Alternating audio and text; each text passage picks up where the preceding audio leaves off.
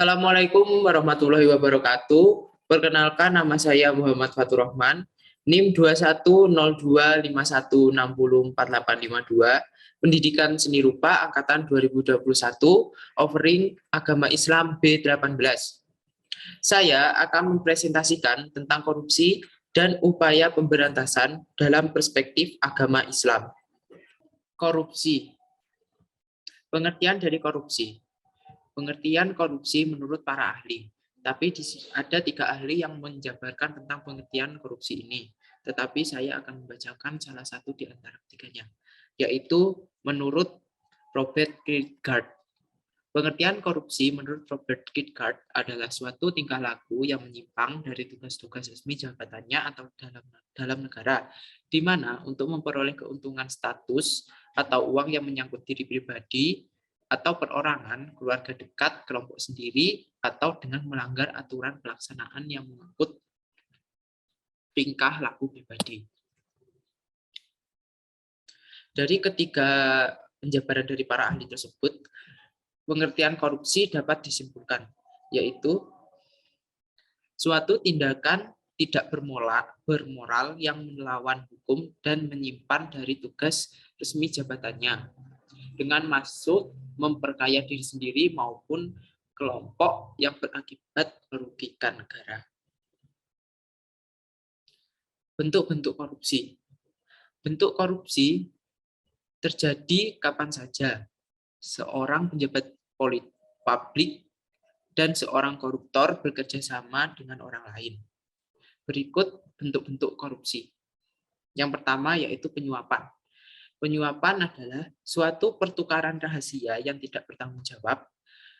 Kleinrock menganalogikan bahwa negara yang notabene koruptor tidak suka mengantri membayar penyuapan setelah ia melihat antrian yang panjang atau tidak sabaran.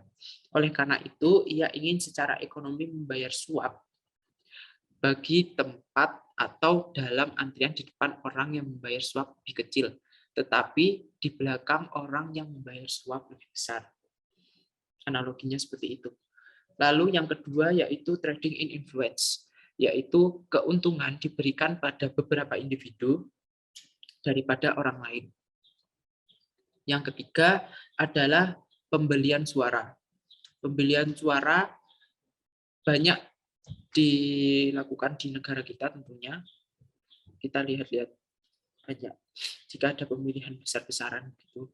Dan untuk pembelian suara ini adalah pemimpin politik terkadang percaya bahwa tidak terdapat alternatif lain daripada membeli suara untuk memenangkan pemilu. Pembelian suara dapat dilihat sebagai suatu strategi politik untuk mempertahankan kekuasaan mereka. Yang keempat yaitu nepotisme. Nepotisme adalah setiap perbuatan penyelenggara negara yang melawan hukum yang menguntungkan kepentingan keluarganya atau kroninya di atas kepentingan masyarakat, bangsa, dan negara. Untuk yang kelima yaitu pembiayaan kampanye. Hubungan kedua hal ini antara nepotisme dan pembiayaan kampanye menimbulkan perdebatan tentang apakah dukungan politik uang selama pemilu merupakan pelanggaran pidana atau apakah hal ini merupakan ekspresi diri dari perhatian pribadi atau dukungan partai politik tersebut. Kemudian motif korupsi. Motif korupsi ada dua, yaitu motif internal dan motif eksternal.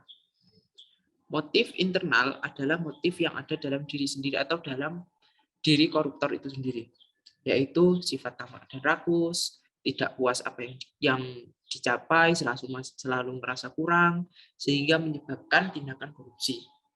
Yang kedua yaitu moral yang kurang taat.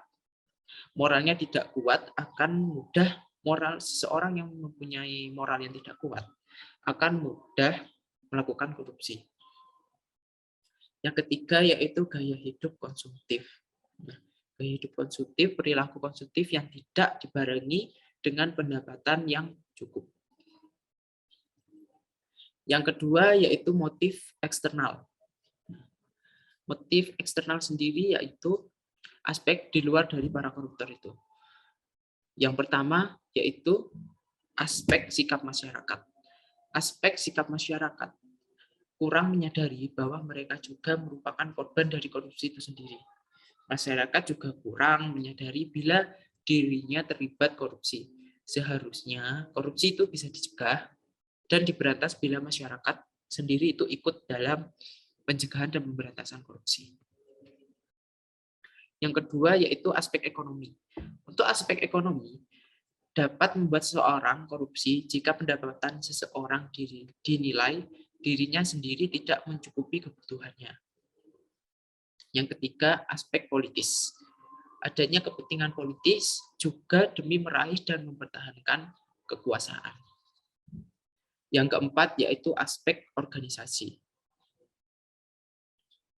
Aspek organisasi ini kurang adanya sikap, keteladanan, kepemimpinan, tidak adanya kultur organisasi yang benar, kurang memadai sistem akuntabilitas yang benar, serta kelemahan sistem pengadilan, manajemen, dan kekuasaan, atau sistem pemerintah itu sendiri, yang kurang tegas dalam menanggulangi korupsi. Ini berikut untuk dibaca untuk motif internalnya. Pertama, orang taat, gaya hidup konsumtif. Yang eksternal. Motif eksternal, aspek masyarakat, aspek ekonomi, politis, dan organisasi.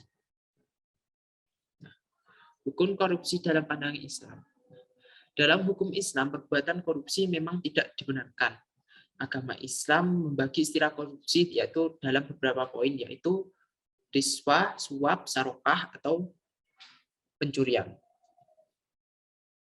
Dan dalam Allah Subhanahu wa taala berfirman dalam Quran surat An-Nisa ayat 29 yang artinya, hai orang-orang beriman, janganlah kamu saling memakan harta sesamamu dengan jalan yang batil, kecuali dengan jalan perniagaan yang berlaku dengan suka sama-sama di antara kamu.